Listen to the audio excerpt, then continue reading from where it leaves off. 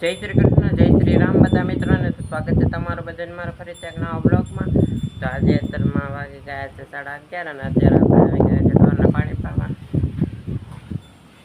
ઢોરના વાદળ છે. આપણે 2 દિવસ પહેલા માંડવીમાં સાથે આખી નાખ્યું હતું, 3 દિવસની એક્ટિવિટી ને પછી તો પાછો વરસાદ આવી ગયો હતો અને 2 દિવસ તો બ્લોગ નતો ઉતાર્યો. વરસાદ આવી ગયો હતો એટલે બીજી વાર સાથે આખવાનું હતું, બીજે દી આવ્યું નહીં. આગળનો બ્લોગ જોયો છે તને ખબર જ છે કે એમાં આપણે સાથે આપતા હતા બળદેવથી. પછી વરસાદ આવી ગયો હતો એટલે હેલ્યું નહોતું. અત્યારે હવે વરાપ રહે પછી આપવાનું છે, પણ હજી વાદળ તો છે જ. કાલે વરસાદ આવી ગયો હતો, પ્રમ દિવસે આવી ગયો હતો વરસાદ એટલે નહોતો હેલ્યું. અત્યારમાં વાદળ છે, હવે સુકાઈ જાય ને વરાપ રહી તો પછી આપવાનું છે. અત્યારે આપણે પાણી પણ આવી ગયા છે, ચાલો ઢોરનું પાણી પાઈ લઈએ. તો મિત્રો આમાં 2 દિવસ પહેલા સાથે આખી નાખ્યું હતું. આમાં આ 2 ખેતરમાં ભલે ફરે આખી નાખ્યું હતું. એકવાર મીંદડ્યું જેને આગળનો બ્લોગ જોયો છે તેને ખબર જ છે, આપણે એકવાર આખી નાખ્યું હતું. હજી બીજી વાર આંકવાનો હતો ત્યાં વરસાદ આવી ગયો હતો. બીજે દિવસ બેલો આંકવાનો હતો, એકવાર મીંદડિયું હાલ્યું છે. આજે સવારની વાદળ છે પણ કંઈ વરસાદ આવ્યો નથી, ખાલી વાદળ જ છે સવાર દિવસનું.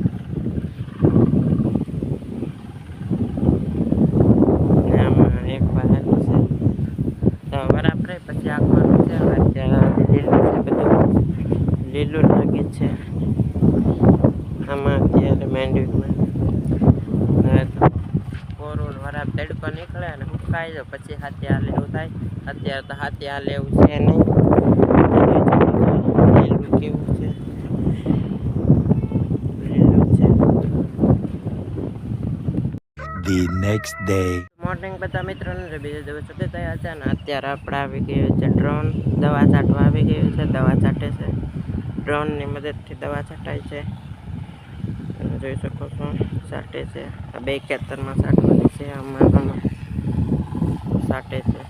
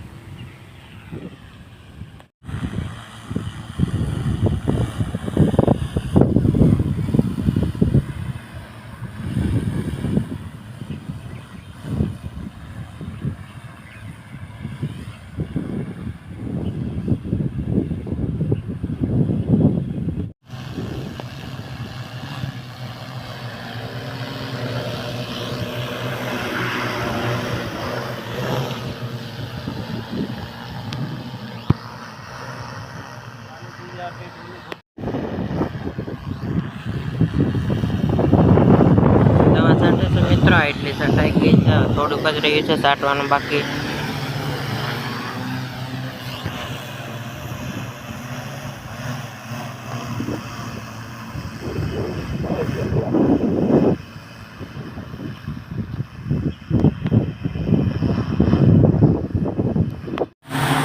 તો મિત્રો આ ખૂણો રહ્યો છે એ છાંટે છે, એટલો પાણીમાંનો ખૂણો રહ્યો છે. બીજો આમાં રહ્યો છે, તમે જોઈ શકો છો કેવો પવન છે.